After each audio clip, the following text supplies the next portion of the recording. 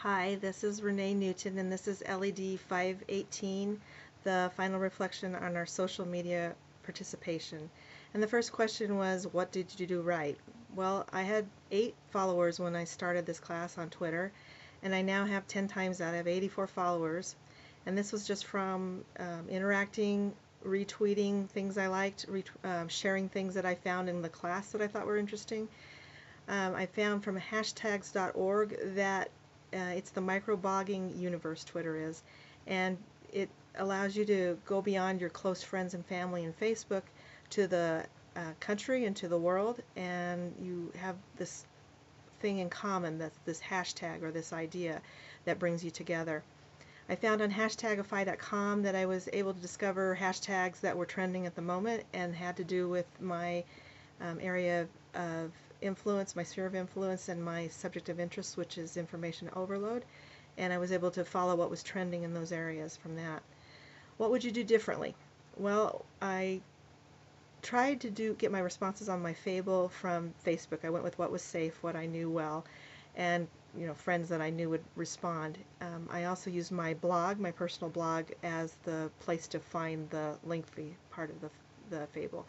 And I also posted it on Twitter, but I didn't use a tiny URL, and my blog is rather personal in format, so I think it was a distraction because the top of it was talking about my mother and her influence, and if they were looking for the Fable, they would have to look down for it. And so I think I could use a more professional blog post site if I was going to do more of that kind of work. Twitter requires almost daily, at least weekly, several times a week, responses and interaction to keep yourself trending with the world. And that's difficult to do when you work all day and you go to school at night and on weekends and fit family time in there. However, when it becomes part of your work and part of your research, then you do find time to bring it into your life and use it. And so I'm looking forward to using it more as I create my thesis work. I liked Visual Inspiration's 70-20-10 rule. 70% use your time on Facebook or Twitter with tips, advice, and links to your blog. Use 20% to promote other people, retweeting for instance, and 10% if you're pushing a product, pushing or selling a product, or trying to share a giveaway or something like that. I think I could also employ Twitter links to surveys like SurveyMonkey and use that to build research data for my thesis. The other question centered on how your participation changed and as our understanding changed of permanence, subjectivity, influence, quality, and meaning. Permanence is in the social media world just isn't there. Everything's trending and moving quickly, and technology changes daily and yearly, and God is the only one who doesn't change. Hebrews 13:8 says that He's the same yesterday, today, and forever. He and His message never change, but there is a need for balance. So there's this demand for speed and delivery and trendiness, but there's also this demand that we learned for self-reflection and time with God, and being able to then speak truth when we speak on a social media.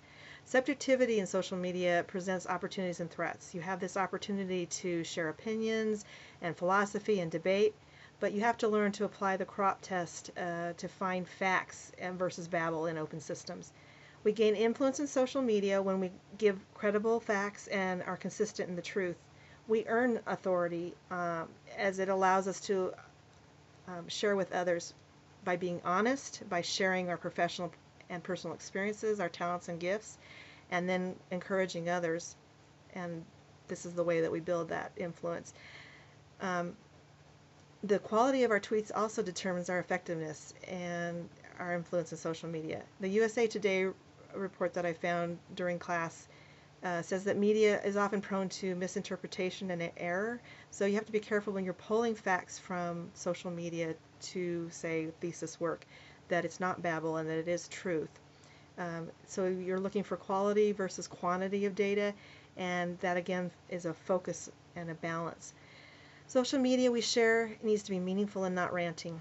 In finding our voice in the social media world, Relevant Magazine told us that we need to avoid seeking approval and boasting and discontent and unkind posting. So I would say that First Corinthians, the love chapter of the Bible, applies as we're speaking in social media. Thanks again. Bye.